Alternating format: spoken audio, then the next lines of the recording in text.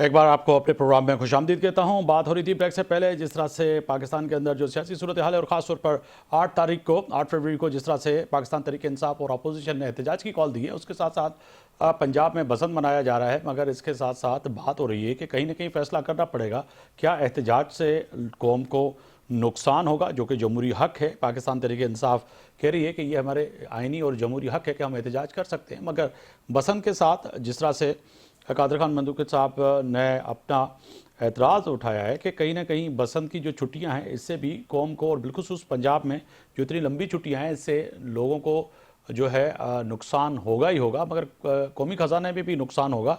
कादर खान मंदुकी साहब, आप ब्रेक से पहले जो बात कर रहे थे कि ठीक है पंजाब के अंदर कहीं ना कहीं जो सूरत हाल है, मरीम नवाज़ साहिबा जिस तरह से काम कर रही हैं उस तरह से जो कि सिंध में वज़ीर आला सिंध से मुराद अली शाह और आपकी सिंध में हुकूमत जो है वो चीज़ क्यों नज़र नहीं आ रही?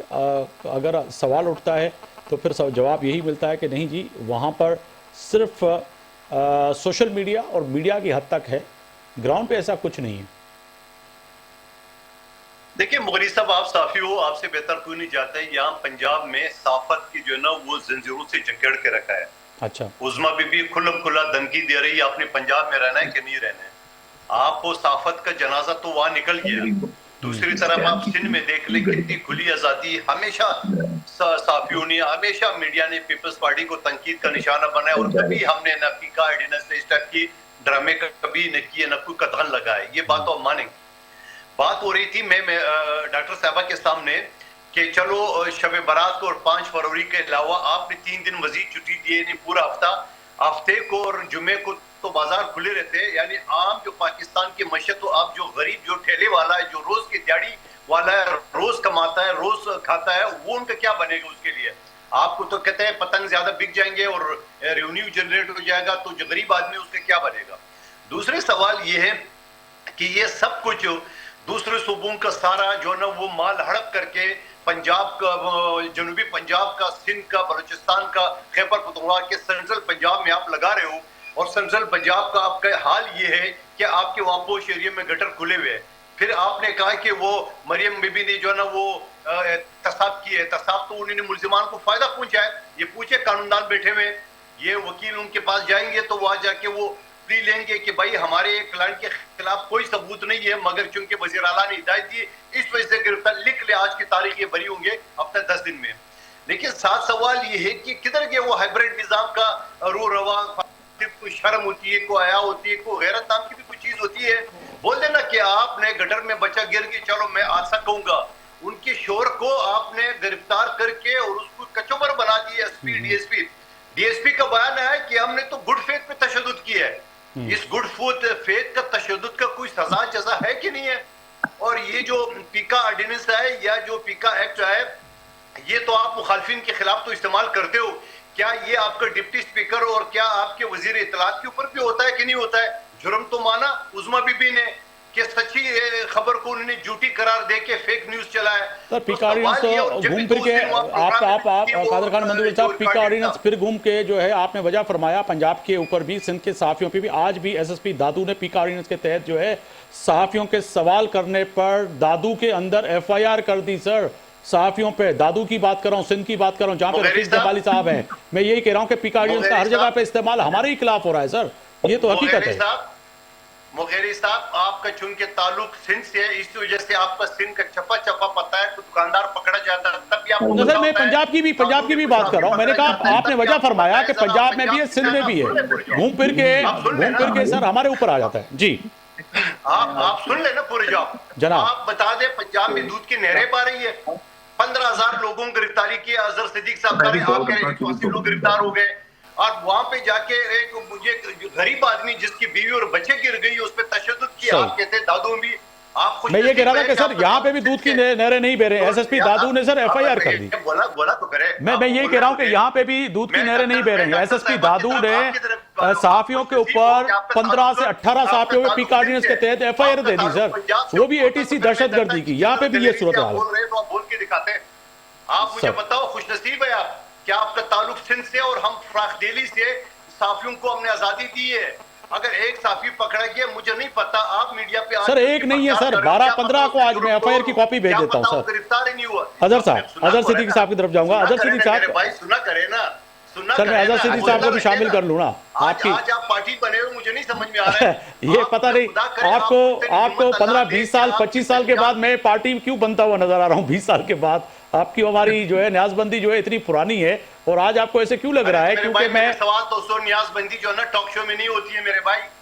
क्या टॉक शो में आपने भी सच बोल रहा है, मैंने भी सच। तो सर मैं भी सच एफआईआर, आज की एफआईआर की बात कर रहा हूँ यार। आप बोला तो करे ना, जरा बोले सब ऐसा ना करे सर। आप ही बोले आज फिर की तरह, आप भी बोलने नहीं दे रहे सर। बोले मैं तो आपके लिए दुआ मांग रहा हूँ कि अल्लाह करे कि आपको अल्लाह हिम्मत दे, आपको अल्लाह ट्रांसपोर्ट दे कि आप पंजाब के देहात और गांव में भी चले जाए, लाहौर में चले जाए, वहां भी लोगों को हालात जार देखे, वहां भी सियासी कारकुनों पे, टीएलपी के कारकुनों पे तशद्दुद करते हुए, सीने पे खवातीन को गोलियां करते हुए, वो भी आप रिपोर्ट ठीक है करते हैं। मैं तो आपके लिए दुआ कर रहा हूँ। चले आमीन। मैं अजहर साहब को शामिल करूं। अजहर साहब, ये जो पंजाब की सूरत हाल बयान कर रहे हैं सर, कुछ आप बता दीजिएगा। वो कह रहे हैं कि आपका ताल्लुक सिंध से है, और यकीनन मैं कराची में बैठा हूँ, मुझे इतना नहीं इल्म, मगर वो इल्म बहैसियत सहाफ़ी जो कि सुबह उठ के मेरा काम है कि मैं लैया से लोधरा तक, लोधरा से लाड़काना तक, लाड़काना से लंदन तक हर चीज़ की खबर रखता हूँ।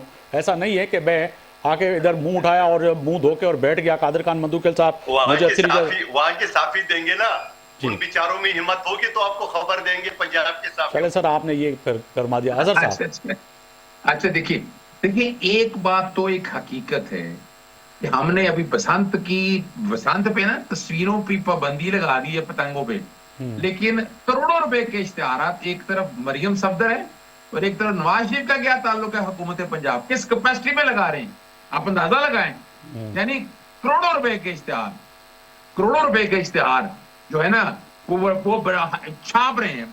और दूसरी बात है, देखिए एक बात जो कादिर मंदूकल साहब ने बात की है, वो बड़ी बावजन बात है। आजमा बुखारी ने झूठी खबर दी, वो गलती होगी। अच्छा गलती देखिए, अब इस तरह बहुत से लोगों की गलती होगी, क्या कहते हैं, पर्चा क्यों नहीं अभी तक हुआ और अभी तक कमीशन क्यों नहीं बनाया? मैंने पिटीशन दायर की है कि पिटीशन कमीशन बनाए, नोटिस हुए हैं इसके ऊपर। और आप क्या कहना चाहते हैं सारी चीजों को सामने रखते हुए? देखिए पीका के तहत मैं आपकी बात से इत्तेफाक करता हूँ, सिंध में पर्चे भी हो रहे हैं, बिल्कुल हो रहे हैं, और आवाज उठा रहा हूं मैं, हम बड़े आवाज से आवाज उठा रहे हैं कि ये जुल्म और ज्यादतियां बंद होनी चाहिए, और लेकिन नहीं हो रही। उसकी वजह क्या है? उसकी वजह समझेगा। वजह क्या है?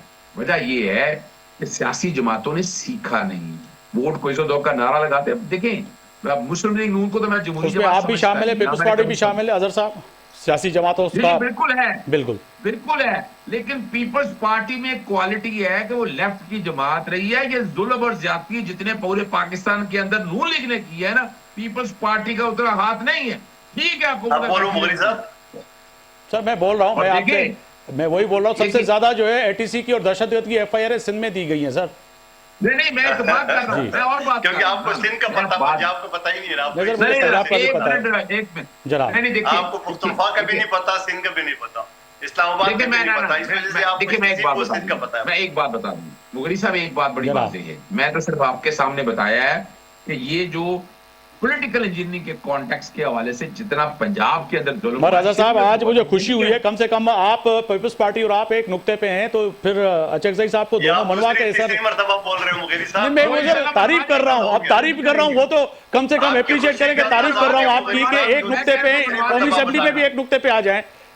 देखिए मैं बताऊं, कहीं ना कहीं पाकिस्तान, मैं तो वो आदमी हूँ कि जिसने जब कहा था कि पाकिस्तान पीपल्स पार्टी के साथ हुकूमत बनानी चाहिए, बिल्कुल बनानी चाहिए थी आपको। डॉक्टर साहबा, पीएमएलएन पे दोनों सियासी जमातें जो कि आज एक ही पेज पे नजर आ रहे हैं, चले अच्छी बात है, बड़े उन्होंने सवालात उठा दिए। वो कह रहे कि सबसे ज्यादा जुल्म पंजाब में हो रहा है, सबसे ज्यादा एफआईआर जो हैं सियासी कारकुनान पे और सहाफ़ियों पे और सोशल एक्टिविस्ट पे आपने एफआईआर की है, और आपने सीसीटी को अपने लिए इस्तेमाल किया है, जो कि बहुत ही गलत है, नहीं होना चाहिए था। 2000 से ज्यादा लोगों को कत्ल किया। जी डॉक्टर साहबा